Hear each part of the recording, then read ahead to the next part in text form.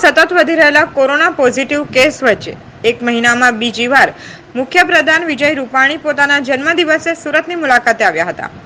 અધિકારીઓ અને સિવિલ સ્મીમેના ડોક્ટરો સાથે બેઠક યોજી હતી. Frontline corona warriors nursing staff દ્વારા તેમને જન્મદિવસની શુભકામનાઓ આપવામાં આવી હતી અને તેમના હાથમાં રાખડી બાંધવામાં આવી હતી. વિજય રૂપાણીએ જણાવ્યું હતું કે લોક ઉપયોગી કાર્ય જન્મદિવસ ઉપર કરવાથી જન્મદિવસ યાદગાર બની જાય છે. સિવિલ હોસ્પિટલમાં કોરોના વોરિયર્સને પ્લાઝમા ડોનેટનું સન્માન કર્યા બાદ કિડની હોસ્પિટલમાં તૈયાર કોવિડ હોસ્પિટલનું ઉદ્ઘાટન કરી મુખ્યપ્રધાન વિજય રૂપાણી કલેક્ટર કચેરી પહોંચ્યા હતા, જ્યાં તેઓએ તમામ અધિકારીઓ, સિવિલ અને સ્મીમેર હોસ્પિટલના ડોક્ટરો સહિત ધારાસભ્ય સાથે કોરોનાની સ્થિતિ અંગે જાણકારી મેળવી હતી, જ્યાં સુવિધાઓ અને વ્યવસ્થા અંગે સંપૂર્ણ માહિતી એકત્ર કરી હતી. ઉલ્લેખનીય છે કે 24મી જુલાઈના રોજ પણ કોરોનાની સ્થિતિને ધ્યાનમાં રાખીને મુખ્યપ્રધાન સુરતની મુલાકાતે આવ્યા હતા. એક મહિના બાદ ફરીથી તેઓએ કોરોના કાળમાં વધી રહેલ કેસોને ધ્યાનમાં રાખી ફરી સુરતમાં આવ્યા હતા. ગુજરાતના સુરતમાં સૌથી વધુ કેસો નોંધાઈ રહ્યા છે, જ્યાં એક મહિના બાદ તેઓ પોતાના જન્મદિવસે સુરત આવ્યા હતા. અમે લોકો અહીંયા આવેલા આજે 2 ઓગસ્ટ લગભગ એક મહિનો ગાળો થયો છે. ગુજરાત સરકાર છેલ્લા 5 મહિનાથી સંપૂર્ણ ફોકસ કોરોના આધારિત એના સંક્રમણને રોકવું, સંક્રમણ થાય તો એની વ્યવસ્થા, સાથે સાથે લોકડાઉન, અનલોક અનેક બાબતો સાથે જોડાઈને સરકારે સતત બધા કામ એમને સેકન્ડ પ્રાયોરિટી આપી. ફર્સ્ટ પ્રાયોરિટી કોરોનાના સંક્રમણ ઉપર આપીને સતત નિરંતર આ કામ ચાલી રહ્યું છે. રાજકોટ, અમદાવાદ, બરોડા, સુરત, હું, deputy CM Nitinbhai, chief secretary Mukim, principal secretary Kailasnathan, health secretary Jayanti Ravi, અમે બધા લોકો હાઈ પાવર આખું ડેલિગેશન સાથે દરેક જગ્યાએ ડિટેલિંગ કરીને સ્ટ્રેટેજી બનાવીને સંક્રમણને ખાળવા અને કંટ્રોલ કરવા માટેની વ્યવસ્થાઓ ઊભી કરીએ છીએ. મને આનંદ છે કે 4મી તારીખે જે નિર્ણયો થયા હતા એના આધારે બધા કામો થયા છે. એના આધારે સુરતમાં આપણે સંક્રમણને કંટ્રોલ કરી શક્યા છીએ અને સ્થિતિને કાબૂમાં લાવવાનો એક આપણો વાસ્તવિક પ્રયાસ સફળ થયો છે. આજે આપને કહું કે જ્યારે સુરત અમે આવ્યા ત્યારે 1200 ટેસ્ટ પર મિલિયન અત્યારે આપણે કરીએ છીએ, ત્યારે માત્ર 130 પર મિલિયન હતા. 10 ગણા ટેસ્ટ આપણે વધારી દીધા અને અત્યારે કરીએ છીએ. આખા ગુજરાતમાં પહેલાં આપણે આપણી લેબોરેટરીની કેપેસિટીના સંદર્ભમાં 4 થી 5 હજાર ટેસ્ટ કરતા હતા. આજે આપણે 26,000 ટેસ્ટ છેલ્લા ઘણા દિવસથી કરી રહ્યા છીએ. એટલે ટેસ્ટનું પ્રમાણ એકદમ વધારીને આપણે આગળ વધી રહ્યા છીએ. ત્યાર પછી રિકવરી રેટ, એ સુરતમાં 60% રિકવરી રેટ હતો. અત્યારે રિકવરી રેટ આપણે 70% એ રિકવરી રેટ ઉપર પહોંચ્યા છીએ. ગુજરાતમાં પણ આપણે 73% રિકવરી રેટ આપણો આખા ગુજરાતનો રિકવરી રેટ છે. એટલે રિકવરીમાં પણ આપણે આગળ વધ્યા છીએ. પોઝિટિવ કેસ વધવાનો દર, એનો ગ્રોથ રેટ એ ઘટીને 4%માંથી 2% થયો છે. સુરતમાં આ એક સારી સાઇન છે કે જે રીતે કેસનો ગ્રોથ વધતો હતો એ 4%માંથી ઘટીને 2% જે રેટ થયો છે એ સારી સ્થિતિને દેખાડે છે. 121 ધન્વંતરી રથ સુરતમાં કાર્યરત થઈ રહ્યા છે અને એના આધારે લગભગ 300ની ઓપીડી અત્યારે એવરેજ ચાલે છે અને એનો ટોટલ હિસાબ કરીએ તો લગભગ 35-40 હજારની ઓપીડી પર ડે આપણે ધન્વંતરી રથ મારફત કરી રહ્યા છીએ. આપણે જે બેડની કેપેસિટી 4856 બેડ આપણા હતા એ વધારીને 7030 બેડ આવનારા દિવસોમાં થશે. એટલે સુરતમાં ગમે તેટલું પીક ઉપર જાય તો આપણી પાસે પૂરતા બેડ એની વ્યવસ્થા એ આપણે કરી શક્યા છીએ.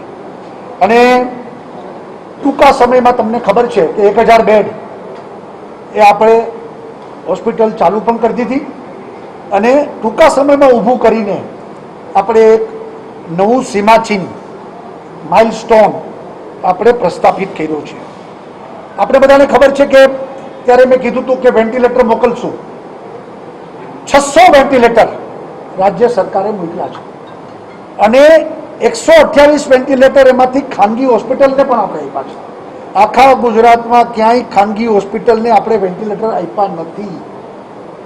સુરતમાં જરૂરત મુજબ 128 વેન્ટિલેટર આપણે ખાનગી હોસ્પિટલોમાં એ વેન્ટિલેટર આપ્યા છે. ટોસિલિઝુમાબ અને રેમડેસિવિર જે બે ઇન્જેક્શનોની જે ડિમાન્ડ આજે હું રિવ્યુ લીધું, જે કમિટી બનાવી છે જેમાં જેને જોતા હોય એની અરજી ત્યાં જાય છે. આજે એક પણ કેસ પેન્ડિંગ નથી, બધાને આપણે આપી દીધા છે. અને અત્યારે આપણી પાસે સ્ટોકમાં પણ અહીંયા ટોસિલિઝુમાબ અને રેમડેસિવિર ઇન્જેક્શન આપણી પાસે સ્ટોકમાં છે. એટલે બધો બેકલોગ સુરતનો પૂરો કર્યો છે અને હજુ પણ સરકારે એમની વ્યવસ્થા કરી છે. જેટલા ઇન્જેક્શનની જ્યારે જ્યારે આવશ્યકતા બનશે ત્યારે આપણે એની વ્યવસ્થા કરીશું. 5500 પલ્સ ઓક્સિમીટર એ આપણે વિતરિત કર્યા છે, જેથી કરીને ઓક્સિજન ઘટે ત્યાં તરત જ સારવાર થઈ જાય.